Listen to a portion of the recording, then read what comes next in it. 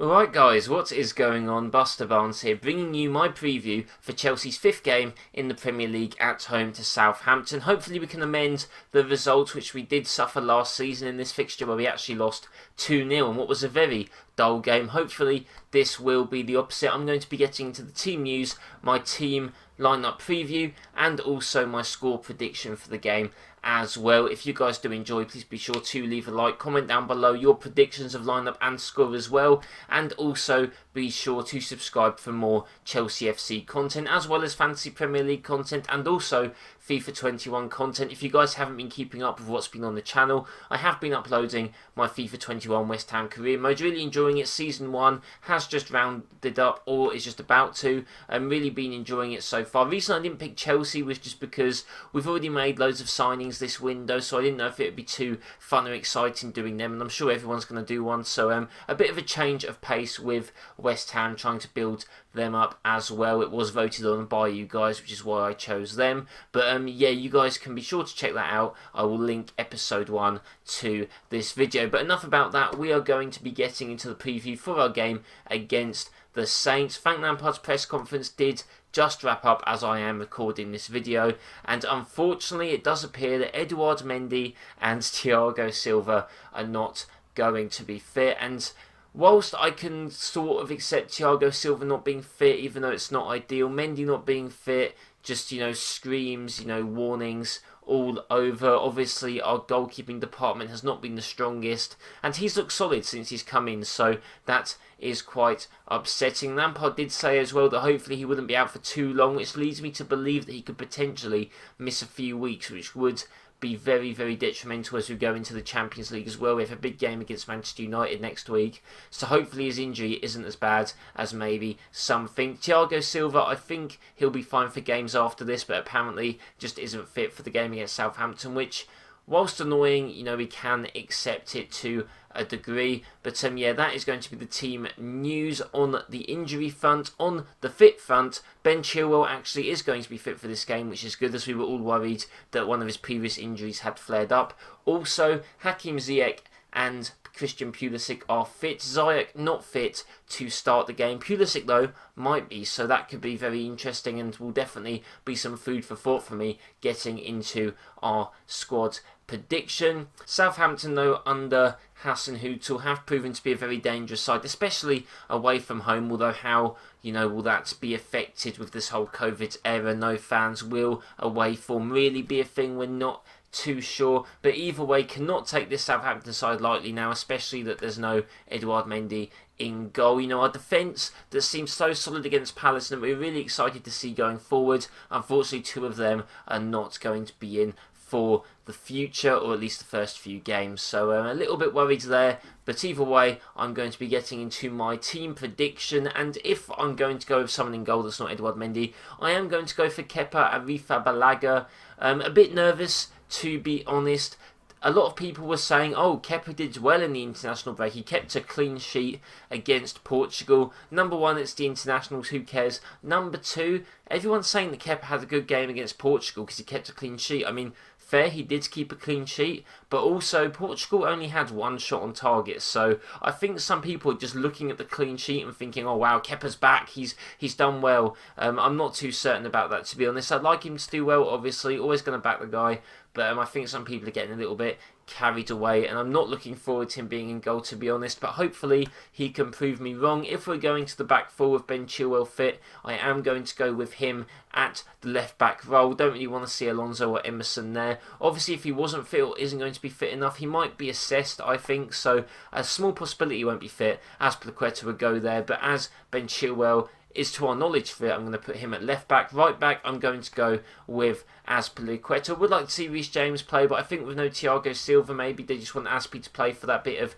leadership in defence, so I think him at right back is fair enough. Also, he hasn't been away for the internationals, he's been training with the team, and yeah, had a good performance against Palace, so you can't necessarily just kick him out of the team now. I think he does need to play. Also, we've got a lot of fixture congestion coming up soon as well, so I'm sure him and Reece James will rotate during the fixture, so it could be Reece James that starts as well, but I'm not certain, especially with Thiago Silva, like I said, not being able to play. Centre-back duo, I'm going to go with Kurt Zouma and Fikayo Tomori. Now, Tomori could be a Christensen or a Rudiger, but I'd personally go with Tomori, as I do think that he should be our centre-back behind Silva and Zouma as the next starting one if things like injuries like this do happen.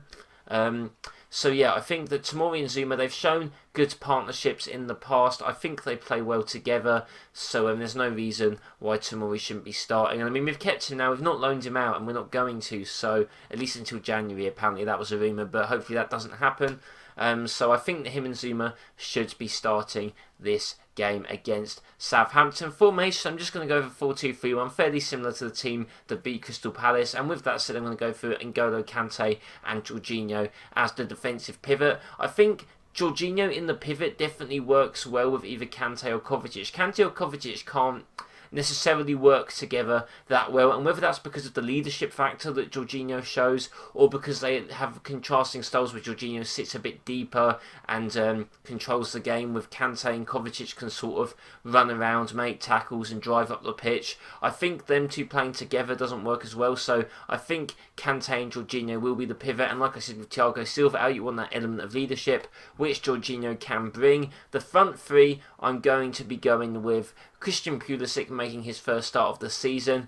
Whilst we need to be wary about his fitness, I do think that it's, Pulisic, he played really well during the restart period, and I think he can just come straight back into this team and play against Southampton. I'm going to go with Kai Havertz in the central attacking midfield role. It'll be cool to see those two link up. Obviously, it will take this team time to gel, like we've been saying, especially with some of the new players only coming back recently, so should be interesting on that front to see them play together. On the right wing, I'm actually going to go with Callum Hudson-Odoi. Now, this could be Mason Mount, or it could be Timo Werner on the other wing and Pulisic on the right, but I think Pulisic needs to play on the left, and I don't think Werner's fared that great on the wing. I don't think he does a bad job, but I think he really does need to be playing up front for us in the future, so I would have Pulisic on the left, and therefore that would mean Hudson-Odoi on the right. I don't really like seeing Mount on the wing, to be honest. I wouldn't be completely against it. I mean, if we're playing a 4-3-3 as well, maybe him and Havertz in the midfield of Kante could be something interesting to try out, but I am going to be going with Callum Hudson-Odoi to start. I think it'll probably be Mount, but I'm predicting and hoping for Callum Hudson-Odoi to get another shot. And like I said, with the Champions League just around the corner as well, there will be loads of rotation, so you will be having to see people like Callum Hudson-Odoi get time to shine in the squad. Up front, I am going to go with Timo Werner. Maybe a bit harsh on Abraham. He has played quite well for us when he has played goal against Barnsley, West Brom, had a good performance against Palace as well, played his part in the goals. So maybe could see him start, but Werner scored in the international break, could be on some form, and I do think we need to be seeing him up front a bit more and see what he can provide. Him and Kai Havertz linking up now with Pulisic as well, and I think he'll have some good service behind him with those front three, and with Chilwell at fullback as well as P or Reece James at the other fullback. I think there should be some great service for him against Southampton. They've been a bit up and down in form, and also Southampton do tend to defend with a high line, so someone like him could really exploit that high line from Southampton, which is another reason why maybe him, Hudson-Odoi and Pulisic should be the ones starting this game. But that is going to be my lineup, guys. Leave yours in the comments down below, or tell me what you think of my lineup as well. That is the team that I think should be playing if we do want to beat Southampton. If I'm going to get into a score prediction, I'm going to go with a 3-1 result. Mainly because Kepa's in goal, so automatically for me that just means that we're going to concede the goal. Maybe that's quite negative, but realistically that just tends to be what happens. Southampton do tend to defend fairly solidly, so I think 3 with their high line and our pace could be fairly realistic. So let me know your score predictions as well. 3-1 for me. The same result I predicted against Brighton, got that right, so hopefully I can get this right as well. But that is the video, guys. Isn't it great to have the international break over and for Chelsea to be back. I'm surely going to be enjoying this. If you guys did enjoy this video, please be sure to leave a like and subscribe for more Chelsea FC content. My review for the game will be coming after it has finished, so do stay tuned on the channel for that, as well as many other content such as FPL and FIFA as well. Thank you guys for watching. Hope you have a nice day, and I'll see you next time.